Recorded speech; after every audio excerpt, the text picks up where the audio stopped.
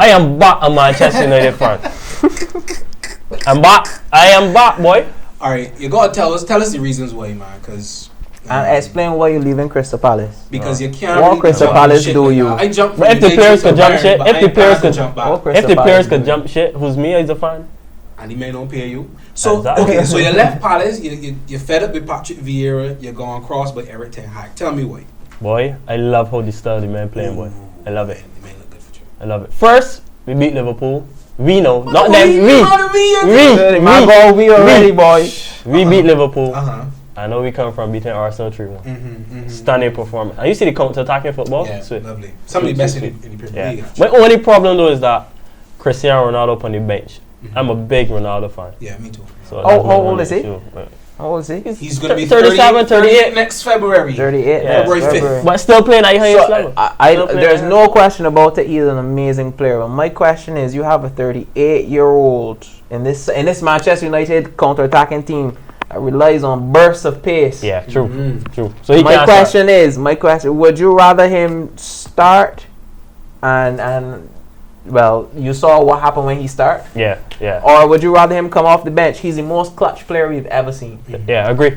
He's a man who will finish games anywhere, anytime. Yeah. So wouldn't you rather him come off when he's fresh? This way he'd be able to play more games. Because look at Zidane was managing his game time at Real Madrid. And he's been to 2 clubs since. Yeah. So I honestly believe that if you're going to keep him now, you got to take him off the bench and bring him in for those key moments. That's give him the last 10 minutes of games. He's going to score more goals that way than if you give him until the 60th minute anyhow.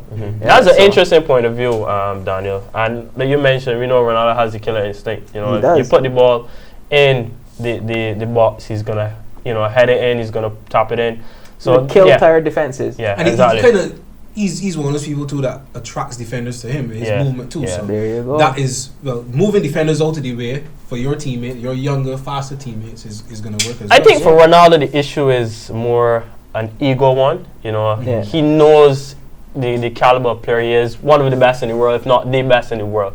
So, you know, a player like him is not just going to be happy to be sat on the bench.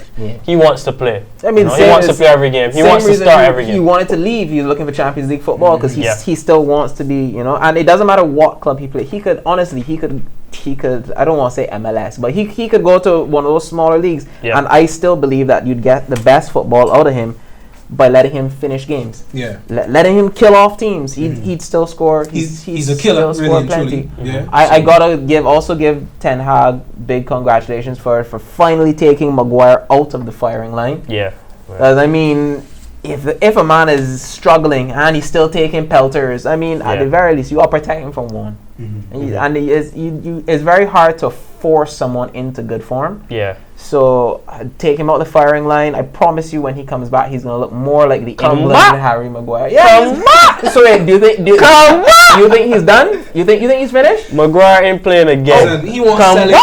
He's starting again. That's so unjust. That's so unfair. What about to do? That's so unfair. He's got a League Cup. No, I'm not talking. I don't mean like he's gonna be back starting next week or whatever. I mean like you see, over the course of future for him at Manchester United season. Oh yeah. It's honestly the way football is. There's ebbs and flows. You have seasons of confidence, and honestly, the biggest difference between a player who is amazing and a player who is garbage is just the confidence they're playing. Confidence level. Look at Hazard. Over his Chelsea career, you saw anytime he was playing with confidence, absolutely unstoppable. His last season at Chelsea, he looked bereft of confidence. He finished with like a handful of goal involvements over the whole season, and that's when he was sold to Real Madrid. That confidence clearly didn't go with him because he came into preseason, he was overweight, injured quickly, couldn't get. Maguire's no Hazard though. No, Maguire's no Hazard. But look at Maguire. Hazard to the Manchester United defense. Look at Maguire at the Euros. When Maguire played at the Euros, he played with confidence, and he was one of the best defenders in the tournament. And that penalty too. And then his confidence just went downhill, and as confidence goes. Then as captain and being in the firing line, he's in a similar situation to Aaron Wan-Bissaka.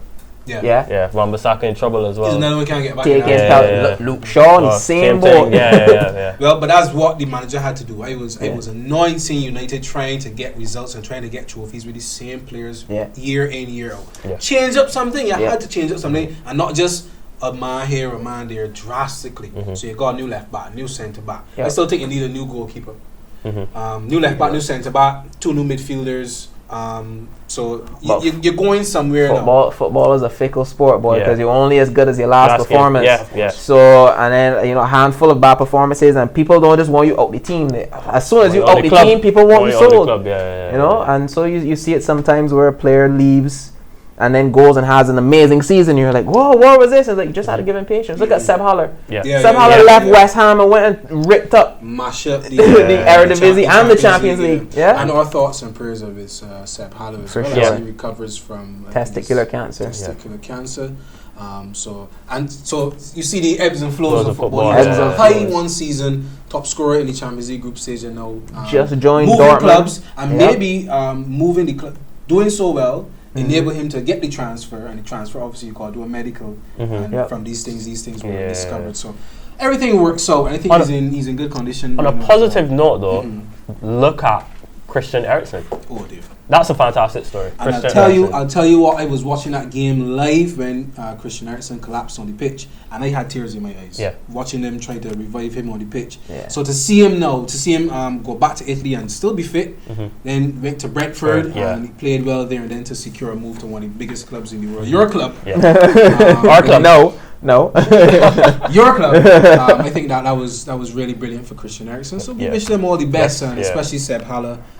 Christian, because watching football, you feel that you know these guys. You feel that you are, these guys are part of your family, part of your friend group.